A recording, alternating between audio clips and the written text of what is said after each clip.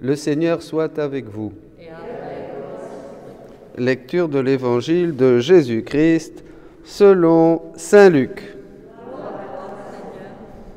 En ce temps-là, la mère et les frères de Jésus vinrent le trouver, mais ils ne pouvaient pas arriver jusqu'à lui à cause de la foule. On lui fit savoir: « Ta mère et tes frères sont là dehors, qui veulent te voir. » Il leur répondit: « Ma mère et mes frères sont ceux qui écoutent la parole de Dieu et qui la mettent en pratique. » Acclamons la parole de Dieu. Louange à toi, Seigneur Jésus.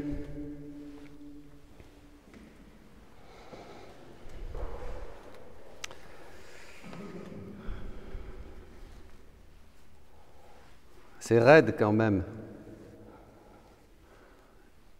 Il faut dire ce qui est aujourd'hui. Jésus est là, au milieu de gens. Arrive la Vierge Marie, sa maman, si douce, si belle, ses frères. Ils veulent le voir. Peut-être quelque chose, peut-être que Joseph est malade. Je ne sais pas, moi. Ou quelqu'un dans la maison a besoin de Jésus, d'un miracle. Enfin, ils veulent le voir, c'est qu'il y a quelque chose quand même. Hein. Eh bien, ça lui fait ni chaud ni froid. Il parle d'autre chose qui n'a rien à voir. Et il dit cette parole, oui, ma mère, ça va plus loin parce que non seulement il ne répond pas à l'attente des frères et de la Vierge Marie qui a dû être là, bon, parce qu'elle...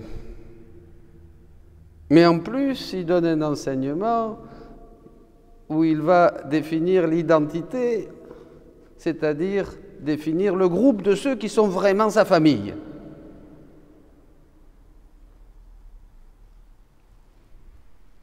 Enfin, il y aurait beaucoup à dire, parce que souvent nous nous trouvons dans des situations comme ça vis-à-vis de notre famille. Je me souviens, cette religieuse, quand elle a voulu entrer au couvent, ben son père lui a dit « je te déshérite ». Voilà. On trouve ça dans les couples. Un qui suit le Seigneur de tout son cœur et l'autre qui lui dit « mais encore, tu vas aller à la messe aujourd'hui, mais qu'est-ce qu'il y a ?» Un jour, j'ai un paroissien qui m'a dit « je ne sais pas ce qui lui prend, ma femme maintenant, elle devient une grenouille de bénitier. » Bon, c'est pas facile, même dans le couple. Bon, ben, le couple, il y a le sacrement de mariage. La famille, les pressions qu'on peut recevoir d'amis, des proches. Alors ça dépend vraiment leur degré d'évangélisation. Évidemment, ceux qui sont très évangélisés, qui sont à fond dans le Seigneur, ben, il n'y a pas de souci. Mais quand il y en a un, comme Jésus ici, qui était assez évangélisé quand même, Jésus, on peut le dire, hein, voilà, et qu'après il y a les autres, ben, évidemment, ils ne suivent pas. Et puis ils voient sa tête, et puis ils disent, ben, qui c'est celui-là, ben, pour qui se prend? C'est le fils du charpentier, mais on le connaît. Là, tout d'un coup, là, il s'est trouvé une vocation de prophète, et puis il nous prêche, puis en plus il prêche des choses bizarres, alors tu parles. Encore, il prêcherait la loi de Moïse et les prophètes, ça irait, comme tout le monde, qui disent au moins les choses que tout le monde connaît. Mais sortir des doctrines de royaume des cieux et de les temps sont accomplis, voilà, et qu'il est plus grand que Salomon, et puis en plus il fait même pas, ah oui, attention, ça c'est ça, il n'invite pas à respecter le sabbat. Vous imaginez? Bon, enfin bref. Fermons le sujet parce qu'il y aurait beaucoup à dire. Il y aurait beaucoup à dire. Donc voilà, ils arrivent, alors ils font la pression, ils sont là, va les voir. Eh ben non, ça ne les fait ni chaud ni froid, et il va nous donner un enseignement. Alors là, c'est un enseignement très fort qu'on va retrouver dans plusieurs endroits dans les évangiles. Celui qui n'aime pas Jésus plus que son père, sa mère, son frère, sa sœur, bon, ça, il n'ira pas très loin avec le Christ. Ça, c'est pas possible. Hein. Et celui qui n'accepte pas que Jésus vienne mettre la division au sein de la famille, parce qu'il n'est pas venu amener, hein, il est venu avec l'épée, hein, donc il y aura des divisions, le père contre le fils, la fille contre la mère, la belle-mère, eh bien, non plus, ça ne marche pas. Il faut savoir que Jésus est venu, justement, voilà, diviser pour unir. Il est venu séparer, il est venu purifier. Et nous, dans notre relation avec nos proches, nous avons très souvent une relation où nous sommes manipulateurs et manipulés, une relation fusionnelle, une relation où on ne se sent pas libre, vous savez. Alors, il faut faire ça parce que, ah ben oui, alors oui, ben il y a le petit. Alors non, ben on ne peut pas faire ça parce que il y a le grand-père. Bon, ben alors on va faire comme ça pour maman, on va faire comme ça pour... Alors on se sent, voilà. Et en fait, on n'est pas libre, on n'est pas libre. Alors on n'est pas libre. Et quand on a le cœur avec Dieu et qu'on voudrait faire partager les choses de Dieu, ben on ne peut pas. On n'est pas libre. En fait, c'est un sujet très difficile. C'est un sujet très difficile. Louisa en parlait beaucoup. Elle parlait de ça aux prêtres dans le livre 10, justement. Je parle à tous mes frères prêtres.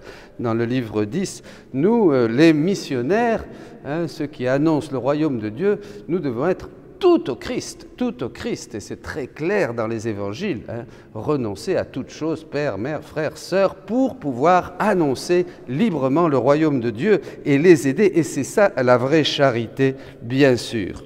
Pourquoi ? Eh bien, Jésus donne ici la réponse. C'est pas qu'on va devoir faire un effort, hein, au prix d'un sacrifice qui va nous coûter, et on va partir tout déprimé parce qu'on a dit quelque chose à la famille, etc. C'est pas ça du tout. Hein. Ceux qui écoutent la parole de Dieu et qui la mettent en pratique. Alors déjà, il honore sa mère plus que tout, bien sûr. Donc elle n'est pas mécontente du tout, la Vierge Marie, de faire partie du petit groupe des familles de Jésus, parce qu'elle est arrivée et pouf, elle reçoit une bénédiction qui, mieux qu'elle, écoute la parole de Dieu dans un cœur bien pur, bien ouvert. Là, la semence, elle rentre, elle a la semence en elle, donc elle vit la parole de Dieu. Donc Marie est très honorée, voilà, pour ceux qui s'inquiéteraient, hein, de la parole de Jésus, est possible, hein. Lui, elle n'est pas sympa avec sa mère, au contraire, il honore complètement la Vierge Marie. Hein. Mais après, c'est intéressant pour les autres. Ceux qui écoutent la parole de Dieu et qui la mettent en pratique font partie de la famille de Jésus. Pourquoi ? Eh bien, ce n'est pas qu'ils ont fait un effort pour écouter la parole de Jésus et ils ont fait partie d'un cercle privé, VIP, vous savez, hein, voilà. Non, c'est pas ça. C'est qu'en écoutant la parole de Jésus avec un cœur ouvert, ils ont été séduits par des vérités célestes et ils sont entrés dans la vie du royaume de Dieu. Ils ont commencé à savourer des choses extraordinaires, hein, des vérités qui ont pris vie en eux et qui ont fait comme des câbles qui les ont reliés au ciel, et ils font partie déjà de ce royaume et de cette famille du Père, c'est-à-dire tous les enfants qui sont régénérés par la parole et par l'esprit. Mes paroles sont esprit et vie, dira Jésus. Ce sont des paroles qui engendrent la vie. Donc c'est pas qu'ils laissent les morts enterrer les morts. Toi, viens, suis-moi. Mais évidemment, pourquoi je le suis ? Parce que je savoure le pain du ciel, le pain qui descend du ciel pour donner la vie à mon cœur et me donner la vie au monde. Alors, vous voyez, c'est aucune autre nourriture, hein, nous permettrait de renoncer au lien de la chair et du sang. Parce qu'ici, sur terre, la famille, c'est quelque chose de très important, c'est sacré, même si on peut dire que la famille, ce sont les amis que l'on se choisit aussi, hein, les liens spirituels, et souvent c'est ça aussi même, une communauté, des frères, des sœurs, les liens spirituels vont dépasser les liens de la chair et du sang. Mais ça, c'est autre chose. Hein. L'important, c'est qu'aujourd'hui, le Seigneur nous dit, si vous mettez en pratique, si vous écoutez mes paroles et que vous les mettez en pratique, vous allez faire partie de ma famille. Et vous allez aussi inviter les autres à faire partie de cette famille. Dans un texte, d'ailleurs, il dit à Louisa que dans la mesure où nous acceptons ces vérités du ciel, vous voyez, il faut croire et mettre en pratique les vérités du ciel. Donc il faut croire, écouter la parole, c'est écouter la Bible, bien sûr, c'est écouter les saints, c'est écouter aussi tout ce que Jésus donne maintenant dans le 3e fiat pour nous faire entrer dans la divine volonté. Je vais te faire le plus grand des dons, le don de vivre dans ma volonté. Et Jésus dit justement que quand on fait connaître ces choses aux autres, on fait comme la Vierge Marie, on l'imite. Parce qu'on écoute ces paroles du livre du ciel, on écoute ces vérités qui sont merveilleuses, qui sont un prodige, qui renouvellent, qui sont un nouveau baptême, qui fortifient, qui font entrer dans une dimension et qui nous font goûter des choses que nous n'avions jamais goûtées auparavant. Et il dit, c'est ce que fait la Vierge Marie. Parce que la Vierge Marie, justement, elle écoute cette parole, elle est là dans l'Évangile, elle écoute, elle la met en pratique et elle la donne à ses enfants. Elle a même tout donné puisqu'elle a donné Jésus, la parole vivante, et elle continue de le faire. Donc Marie est là comme mère, et nous, en accueillant la parole de Dieu, en la mettant en pratique et en la faisant connaître aux autres, on imite la Vierge Marie, dit Jésus. Tu seras pour moi comme une mère. Tous ceux qui aujourd'hui écoutent la parole de Dieu, écoutent les vérités du livre du ciel et les mettent en pratique, vivent dans les forces de vivre dans la vie, dans la divine volonté, eh bien, ce sont, Jésus leur dit, comme il le dit dans un beau texte, ma maman, ma maman, ma maman, ma maman, ma maman, ma maman, ma maman. Vous êtes des mères pour Jésus. Vous comprenez ? C'est extraordinaire, mes amis. Et la force du sacrifice, eh bien, la famille, elle est là. La force du sacrifice vient de cette saveur, de ça, et on les inclut. Il ne faut pas s'inquiéter. Vous savez, dans une famille, il suffit qu'il y en ait un, dans une communauté, dans une ville. Je disais hier, on parlait des prophéties qui nous font peur. Il y en a tout un tas, mais les prophéties sont toujours conditionnelles. Sont toujours conditionnelles. Si, comme Ninive, si Ninive ne se convertit pas, comme Jonas, voyez. Alors quelqu'un me dit ça, je m'en fiche, les prophéties, il peut y avoir des tas de prophéties, il suffit d'une âme dans une ville qui fasse les 24 heures de la passion et le fléau, il part.